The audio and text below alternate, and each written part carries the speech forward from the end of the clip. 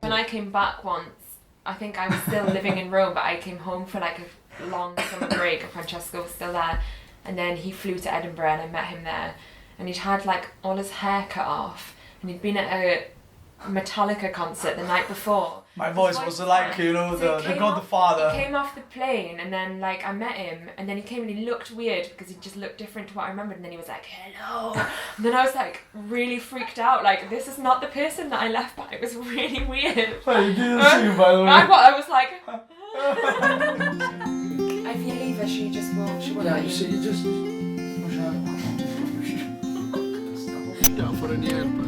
So I was working as an English teacher in a small village in the south of Italy where almost no one really spoke English, and then I went out with my colleagues. I think it was my second week that I was there, and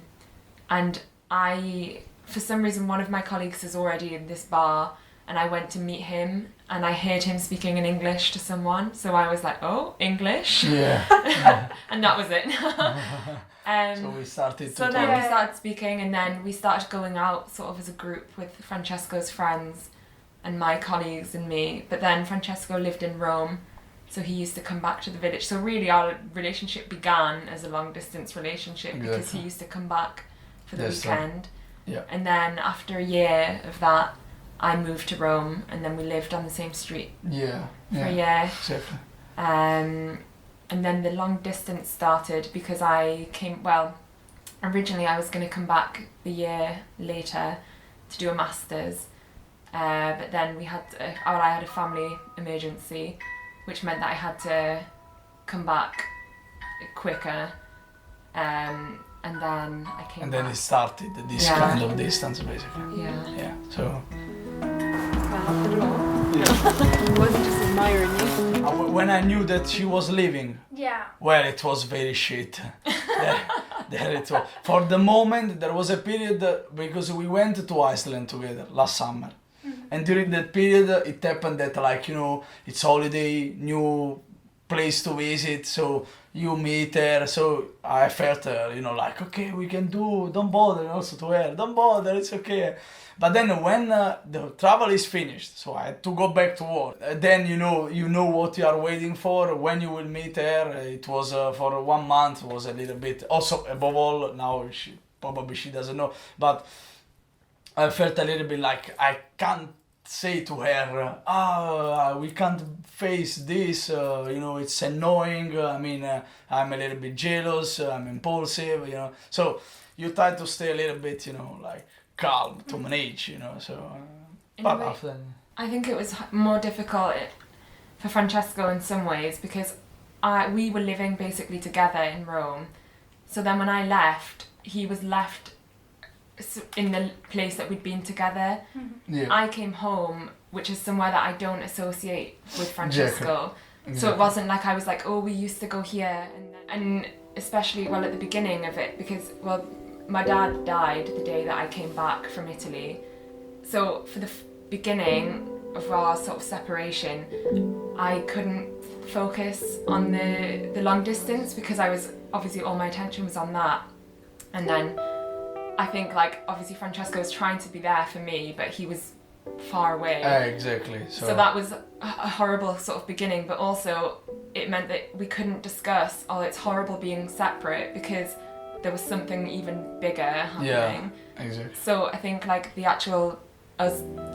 for me, I hadn't really realised how difficult the distance was until sometime later when I started adjusting to life and then was like... It was kind of different feeling. So Francesco was kind of stuck not really being able to say, oh, this is horrible, this is really difficult, because he knew that I was going through something anyway. Yeah, exactly. So it was kind of like him facing it by himself over there, and then it's only since like time's gone on that we've been able to sort of realise. Basically. But now the year's gone so quickly, hasn't it? It's very fast. Maybe you were shocked because your feet are smelly. Yeah, exactly. The hardest moments was maybe when I bought the tickets. Sure. The cost of flying. No, it's a lot. No, kidding. I think it's the hardest when you're like. I don't know. It's hard when you're having a bad time and they're not there with you. But I think it's even harder the other way. Like, if Francesco's having a really horrible time or he's stressed, like, you know, and then I feel guilty that I'm not there to sort of like help him out or whatever. Maybe it's the same. Yeah. No, it's true. I agree. I agree because we